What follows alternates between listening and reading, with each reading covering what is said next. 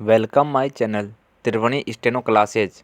आज का dictation start.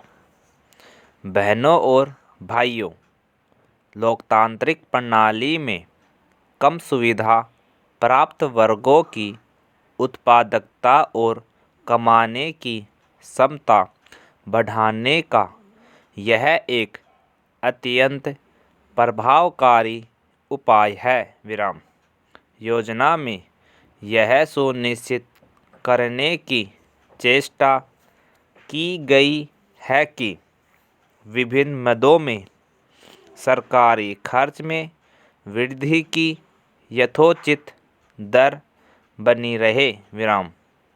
वास्तव में हमारा लक्ष्य तो यह है कि अधिकाधिक साधन जुटाए जाए और यदि संभव हो तो समाज सेवाओं पर होने वाले खर्च में और अधिक वृद्धि की जाए। कृषि के क्षेत्र में कुछ कदम उठाना बहुत ही महत्वपूर्ण है। इसलिए योजना में कुछ नीतियाँ निर्धारित की गई है। उदाहरण के लिए यह आवश्यक है कि काश्तकारी कानून और अधिक प्रभावकारी ढंग से लागू किए जाए।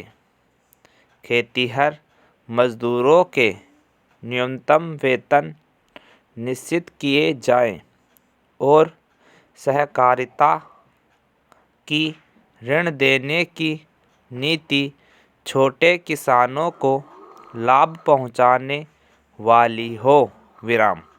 इसी तरह यह भी आवश्यक है कि औद्योगिक क्षेत्र में भी अधिकाधिक उद्यमियों को प्रोत्साहित किया जाए।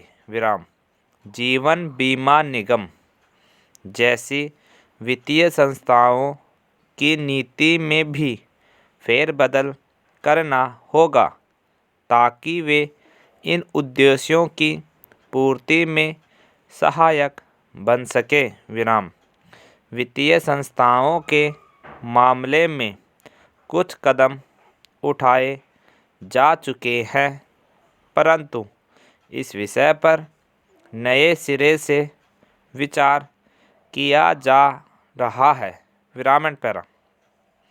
यद्यपि खेती की पैदावार बढ़ानी बहुत ही आवश्यक है, परंतु केवल कृषि के विकास से ही हमारा समूचा विकास नहीं हो सकता। इसलिए संतुलित विकास के लिए हमने औद्योगिक विकास पर भी बल दिया है।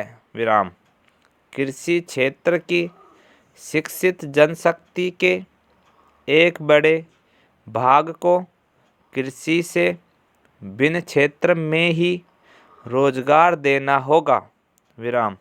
इसलिए पूर्व योजना से ही हम औद्योगिक विकास व्यापक रूप से और मजबूती से करने पर बल दे रहे हैं और इसमें सरकारी क्षेत्र का प्रमुख भाग होगा। हमारा विचार है कि इस्पात, मशीन निर्माण, पेट्रोल, रसायन आदि मूल उद्योगों के लिए जिस ढंग से धन विनियोग की आवश्यकता है वह सरकारी क्षेत्र ही कर सकता है। यदि हम सरकारी और निजी क्षेत्र में विभिन्न मदों के लिए रखी गई विनियोग राशियों की बारीकी से जांच करें तो पता लगेगा कि निजी क्षेत्र के लिए रखी गई 50,000 करोड़ रुपए की राशि में से अधिकांश कृषि, मकान, सड़क, परिवहन आदि के लिए है। और यह अलग अलग चाहे कम हो, सामूहिक रूप से भूमि विकास, नलकूप लगाने, ट्रक हासिल करने, मकान बनाने आदि के लिए भारी विनियोग कहा जाएगा और यह उचित ही प्रतीत होता है। विराम एंड कंप्लीट।